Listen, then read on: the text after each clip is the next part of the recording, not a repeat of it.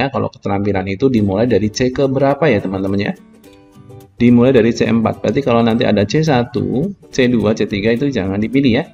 Oke, yang pertama adalah mempelajari konsep. Nah, ini mempelajari konsep. Assalamualaikum warahmatullahi wabarakatuh. Jumpa lagi dengan saya di Forza Educa Tutorial and Education. Oke, coba-coba semua. Kali ini saya akan membahas untuk part yang kelima, pembahasan soal pretest PPG 2022 atau seleksi akademis ya, yang sering kita sebut sekarang. Untuk pedagogik teori belajar ya, dimana part sebelumnya saya sudah membahas untuk soal pretest PPG untuk analisis dan penalaran logis. Oke.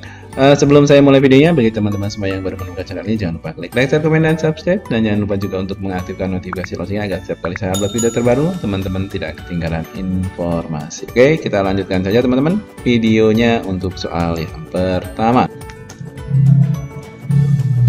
Teori belajar bermakna. Nah, ini teori belajar bermakna atau sering kita sebut dengan teori Brunner ya.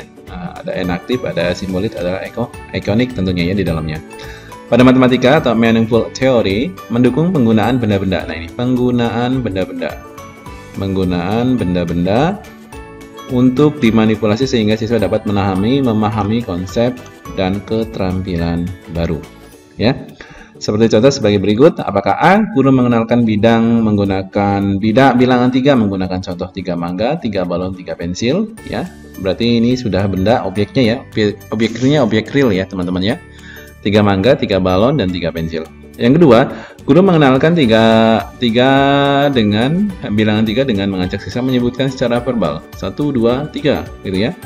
Kemudian guru mengenalkan bilangan 3 dengan menuliskan simbolnya. Berarti angka 3 seperti ini. Seperti itu, teman-teman. Yang D, guru mengenalkan bilangan 3 dengan menggunakan gambar. 3 mangga, 3 balon, dan 3 pensil.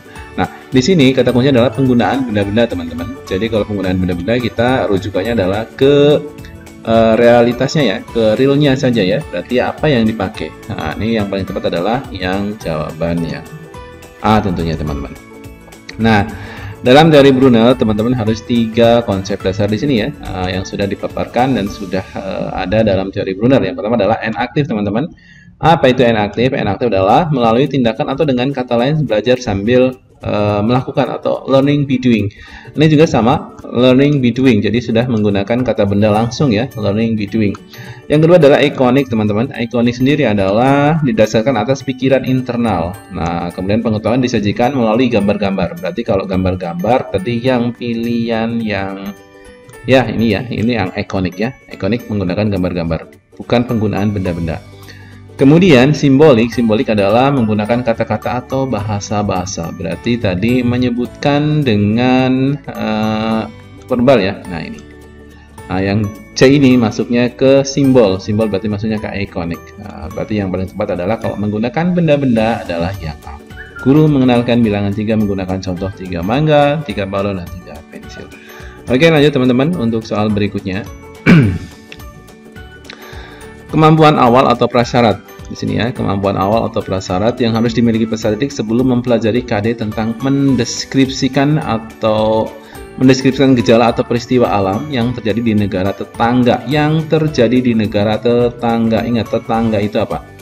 Tetangga itu bukan kalau kita bicara rumah, tetangga itu adalah rumah yang bukan rumah kita tempati tapi paling dekat. Itu namanya tetangga ya. Tapi kalau sudah jauh itu jauh bukan tetangga namanya ya.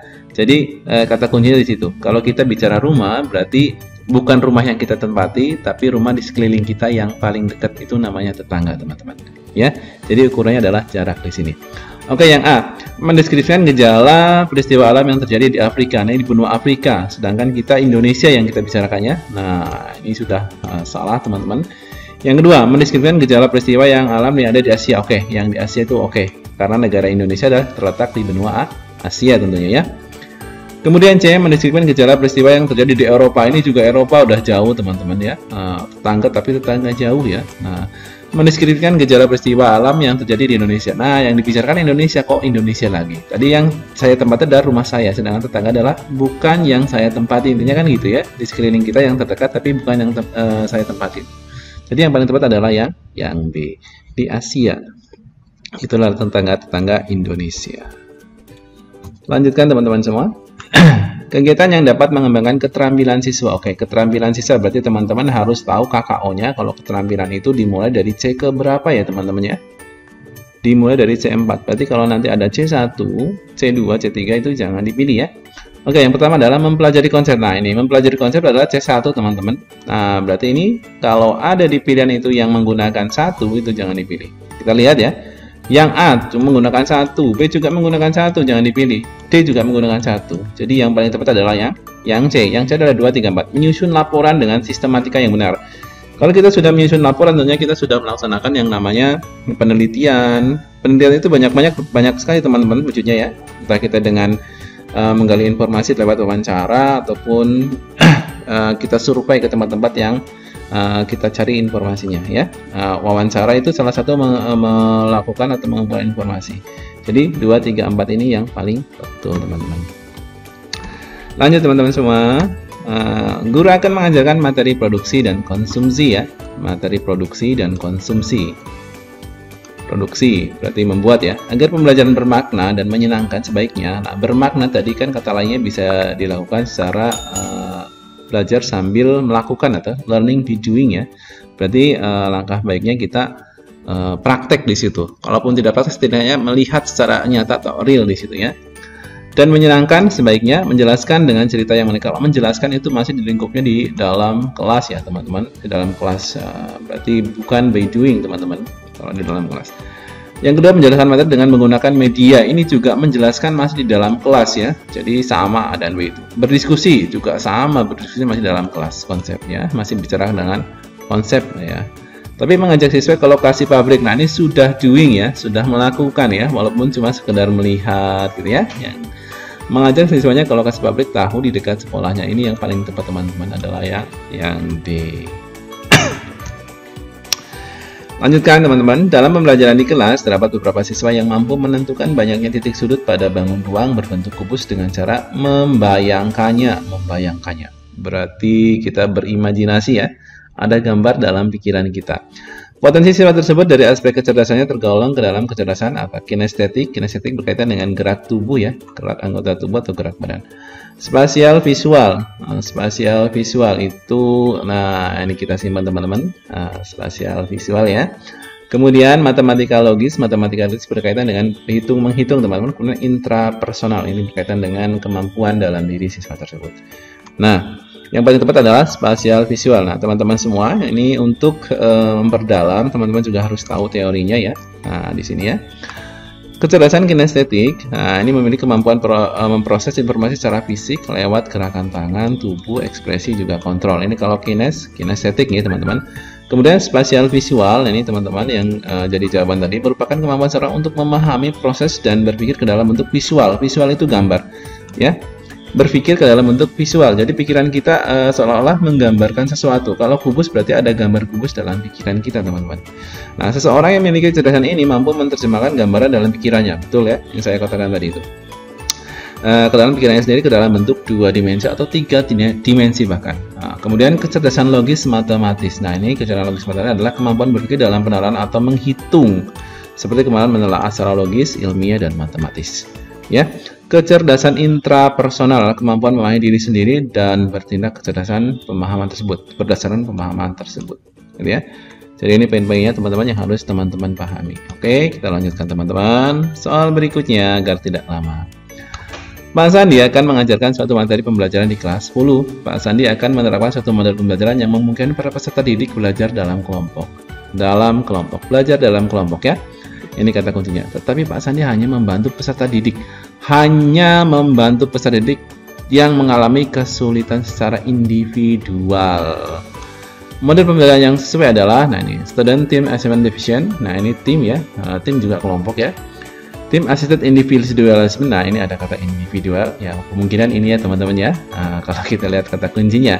Jigsaw juga kelompok ya. Jadi buat tim.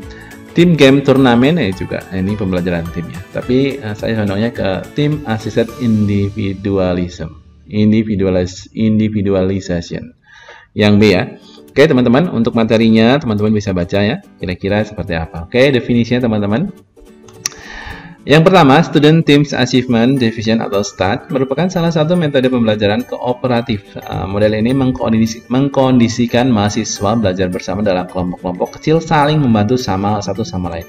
Ya, berarti ini yang membantu itu masih mahasiswanya juga ya, membantu teman-teman dalam kelompoknya, bukan dosen. Sedangkan di sini adalah Pak Sandinya sendiri membantu siswa, hanya membantu siswa yang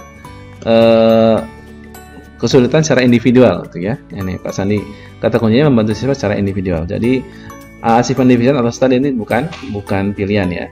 Team assisted individualization ini artinya, ini yang kedua ya. Yang kedua, bantuan terhadap individu atau perseorangan. Nah, ini yang dimaksud. Jadi team assisted individualism dalam pembelajaran kelompok. Metode Jigsaw. Jigsaw adalah teknik pembelajaran kooperatif di mana siswa ini bukan guru yang memiliki tanggung jawab lebih besar. Jadi titik atau poinnya ada dalam siswa sendiri ya. Aktif dan tidaknya tergantung siswanya sendiri. Guru di situ hanya sekedar fasilitator saja. Kemudian Team Games Tournament atau TGT di sini teman-teman merupakan model pembelajaran kooperatif dengan dibentuk kelompok-kelompok kecil dalam kelas yang terdiri dari 3 sampai 5 siswa yang heterogen, mengedepankan kompetisi kelompok satu dengan yang lain. Jadi yang paling tepat adalah Team Assisted Individualism. Jika yang dimaksudkan di sini adalah Pak Sandi hanya membantu dalam kelompok itu hanya anak tertentu saja secara individual ya. Oke, teman-teman semua, untuk part yang kelima saya cukupkan sampai di sini. Jangan lupa untuk klik like, share, komen, dan subscribe. Jangan lupa juga untuk mengaktifkan notifikasi loncengnya. Ya, sampai jumpa di next video untuk part yang ke-6. Assalamualaikum warahmatullahi wabarakatuh.